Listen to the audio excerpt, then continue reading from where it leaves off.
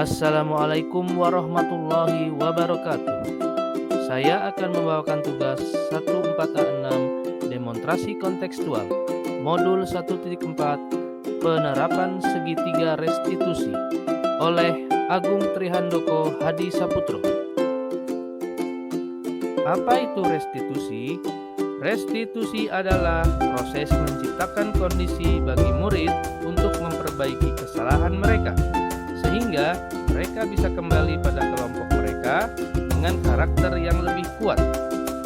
Restitusi juga merupakan proses kolaboratif yang mengajarkan murid untuk mencari solusi masalah mereka dan membantu murid berpikir tentang orang seperti apa yang mereka ingin menjadi, tujuan mulia, dan bagaimana mereka harus memperlakukan orang lain.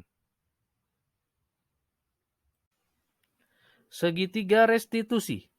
Pada segitiga restitusi terdapat beberapa langkah. 1. Menstabilkan identitas. 2.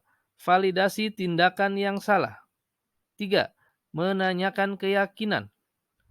Langkah pertama, menstabilkan identitas. Guru dapat berkata kepada siswa, "Setiap orang pasti pernah melakukan kesalahan." Atau guru dapat berkata, "Kamu bukan satu-satunya yang pernah melakukan ini." Langkah kedua, validasi tindakan yang salah. Guru dapat berkata kepada siswa, "Kamu tentu punya alasan mengapa melakukan ini." Atau guru dapat berkata, "Adakah cara yang lebih efektif untuk mendapatkan apa yang kamu butuhkan?" Langkah ketiga, menanyakan keyakinan. Guru dapat berkata, "Keyakinan kelas apa yang telah kita sepakati?" Atau guru juga dapat berkata, "Kamu ingin menjadi orang yang seperti apa?" Sisi 1. Menstabilkan identitas. Bagian dasar dari segitiga bertujuan untuk mengubah identitas anak dari orang yang gagal karena melakukan kesalahan menjadi orang yang sukses. Anak yang melanggar peraturan karena sedang mencari perhatian adalah anak yang sedang mengalami kegagalan. Dia mencoba untuk memenuhi kebutuhan dasarnya, namun ada benturan. Kalau kita mengkritik dia, maka kita akan tetap membuatnya dalam posisi gagal. Kalau kita ingin menjadi reflektif, maka kita harus meyakinkan si anak dengan cara mengatakan kalimat-kalimat berikut ini. Berbuat salah itu tidak apa-apa. Atau, tidak ada manusia yang sempurna. Atau, saya juga pernah melakukan kesalahan seperti itu. Atau, kita bisa menyelesaikan ini. Atau, Bapak Ibu tidak tertarik mencari siapa yang salah, tetapi Bapak atau Ibu ingin mencari solusi dari permasalahan ini. Atau, kamu berhak merasa begitu. Atau, apakah kamu sedang menjadi teman yang baik buat dirimu sendiri? Sisi 2.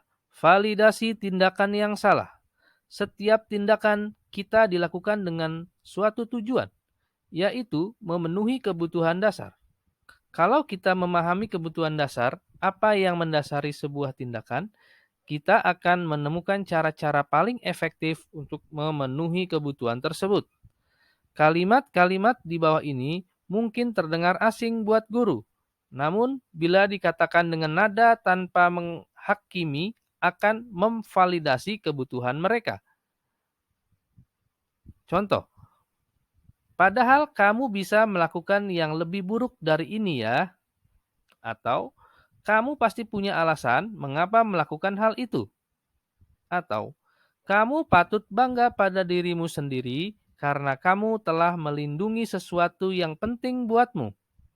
Atau, kamu boleh mempertahankan sikap itu, tapi kamu harus menambahkan sikap yang baru.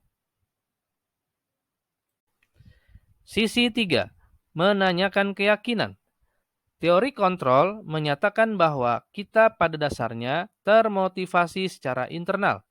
Ketika identitas sukses telah tercapai, langkah 1 dan tingkah laku yang salah telah divalidasi, langkah 2, maka anak akan siap untuk dihubungkan dengan nilai-nilai yang dia percaya dan berpindah menjadi orang yang dia inginkan.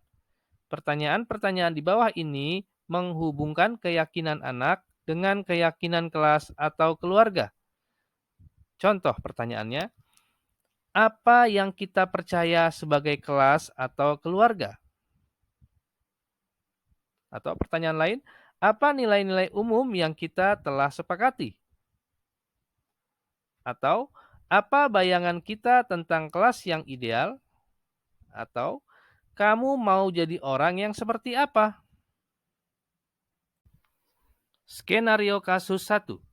Mia Sanima dan siswa kelas 6A SDN Batu Ampar 05 pagi pada hari Senin bertugas menjadi petugas upacara. Ia sampai di sekolah sebelum upacara dimulai. Mia Sanima duduk sambil menunduk dan terlihat ketakutan. Ternyata ia lupa tidak membawa pianika untuk kelengkapan paduan suara dalam menyanyikan lagu kebangsaan Indonesia Raya dan mengheningkan cipta saat upacara pengibaran bendera. Skenario kasus 2. Dava adalah siswa kelas 6A SDN Batu Ampar 05 pagi. Saat Pak Agung masuk kelas, ia terlihat bingung dan sedang sibuk mengerjakan sesuatu. Lalu Pak Agung menghampirinya. Ternyata dia belum mengerjakan PR yang seharusnya akan dinilai sebentar lagi. Berikut ini akan ditayangkan praktik segitiga restitusi terhadap salah seorang siswa pada kasus 1 dan 2. Selamat pagi Mia Salima. Mengapa wajah Bapak murung? Apa ada sesuatu yang dipikirkan? Saya lupa membawa pianika, Pak Guru.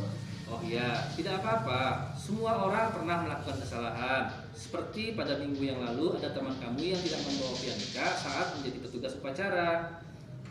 Tapi saya takut dihukum, Pak Guru. Tidak apa-apa. Kamu melakukan kesalahan ini pasti ada alasannya kan? Iya, Pak, betul. Tadi saya bangun kesiangan karena terburu-buru, jadi lupa membawa pianika. Nah, Mia Sanima, sudah bagus kamu tidak terlambat datang ke sekolah. Ya, cuma ketinggalan pianikanya saja. Berarti Mia Sanima sudah tepat. Ya, cepat siap-siap berangkat ke sekolah. Nah, sekarang kita lihat Mia Sanima tidak membawa pianika. Untuk kelengkapan paduan suara, kira-kira tindakan Mia Sanima itu melanggar keyakinan kelas atau tidak? Iya, Pak, saya melanggar keyakinan kelas. Keyakinan kelas yang apa yang seperti dilanggar Mia? Saya tidak disiplin waktu, Pak, jadi terburu-buru sampai lupa membawa pianika. Kira-kira kalau disiplin waktu itu penting, kira-kira penting tidak buat kamu disiplin itu? Penting, Pak. Kalau itu penting, tindakan apa yang Mia Sanima lakukan ke depannya? Saya akan bangun lebih awal. Caranya dengan memasang alarm. Supaya apa? Supaya bangun lebih pagi. Bagus, kalau kamu sudah memperbaikinya, kamu akan menjadi orang yang seperti apa?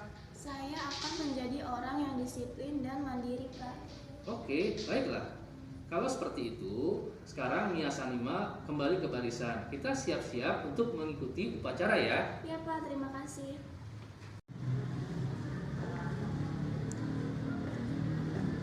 Dava sedang apa?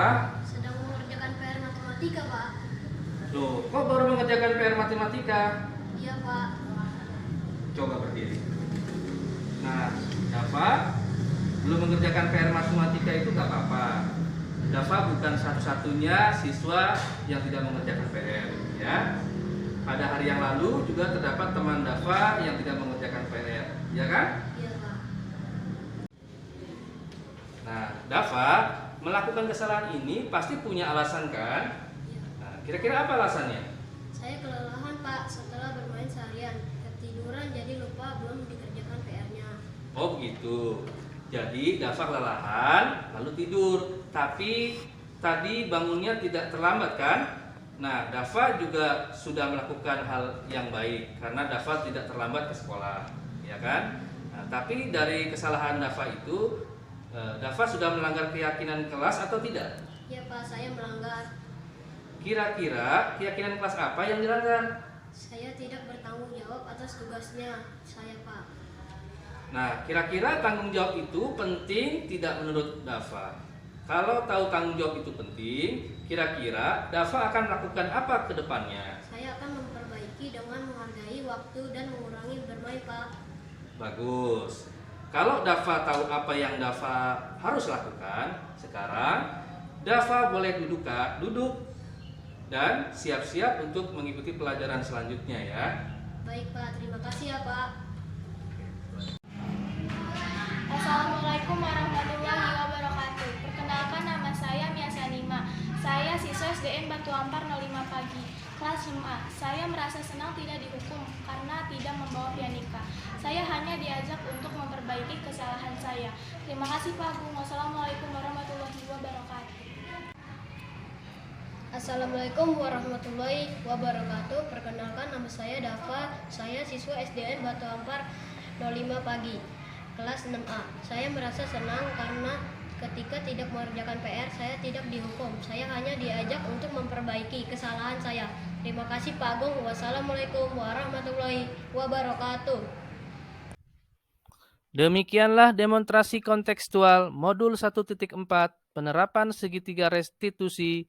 Mudah-mudahan dapat menjadi inspirasi buat kita semua. Wassalamualaikum warahmatullahi wabarakatuh.